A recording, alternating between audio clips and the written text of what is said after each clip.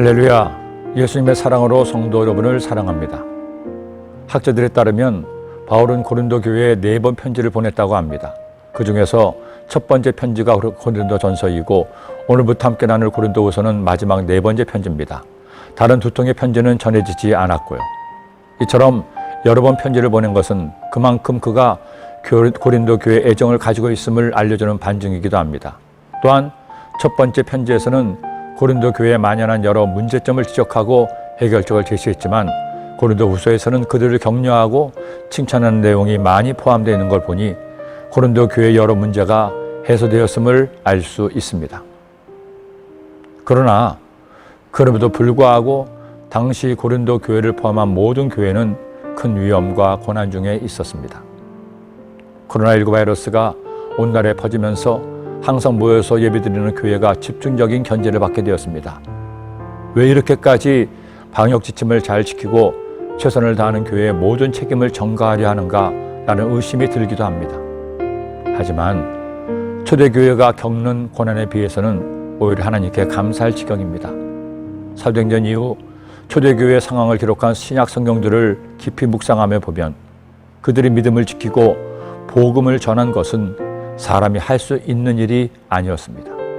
어떻게 그 모든 환난과 시련을 견디면서도 믿음을 잃지 않을 수 있었는지 그저 놀라울 따름입니다. 그 중에서도 복음의 최전방에 서 있던 바울이 당한 고난은 말로 다 할 수가 없었습니다. 그는 이렇게 고백합니다.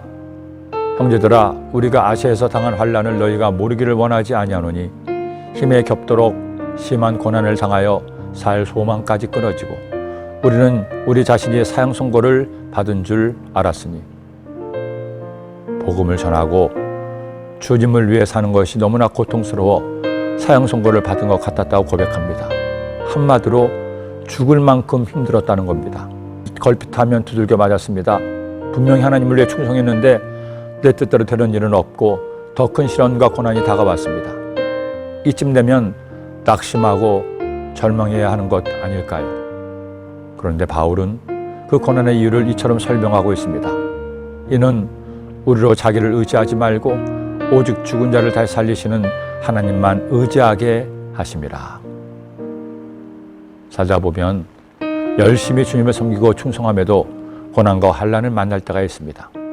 내 인생의 짐이 너무 무거워 도저히 감당하기 어려울 것 같다는 생각이 들기도 합니다. 그러나 여러분, 우리에게는 하나님이 계십니다. 바울의 하나님이 저희 하나님, 여러분의 하나님, 강남성전의 하나님이심을 믿습니다. 우리가 그분을 믿으면, 아무리 힘들어도 끝까지 믿으면 이런 일을 행하실 것입니다. 그가 이같이 큰 사망의 소리를 건지셨고 또 건지실 것이며 이후에도 건지시기를 그에게 바라노라. 사랑하는 여러분, 이제 새로운 꿈을 꿉시다. 하나님께서 우리에게 주시는 꿈을 꾸고 그 꿈으로 하나 되어 전진합시다. 우리에게는 모든 일을 행하실 능력의 그분이 계십니다. 그 하나님이 반드시 우리를 진정한 행복의 길로, 위대한 부흥의 길로 인도하실 것입니다. 아멘. 기도드립니다. 하나님 아버지, 때로는 고난도 당하고 환난도 만날 때가 있습니다. 내가 원치 않는 길을 걸어가야 될 때도 있고 내가 바라지 않는 일을 해야 될 때도 있습니다. 그러나 그 모든 길과 모든 여정 속에 주님이 나와 함께 계시고 마침내 모든 것을 합력하여 선을 이루심을 믿고 감사를 드립니다. 주님, 저희들의 마음 가운데 다시 한번 꿈과 희망을 더하여 주시고 주님께서 우리에게 주시는 새로운 꿈과 비전을 달려나감으로 주님과 함께 승리하는 우리가 강남성전이 되게 하여 주옵소서. 예수님의 이름으로 기도드립니다. 아멘.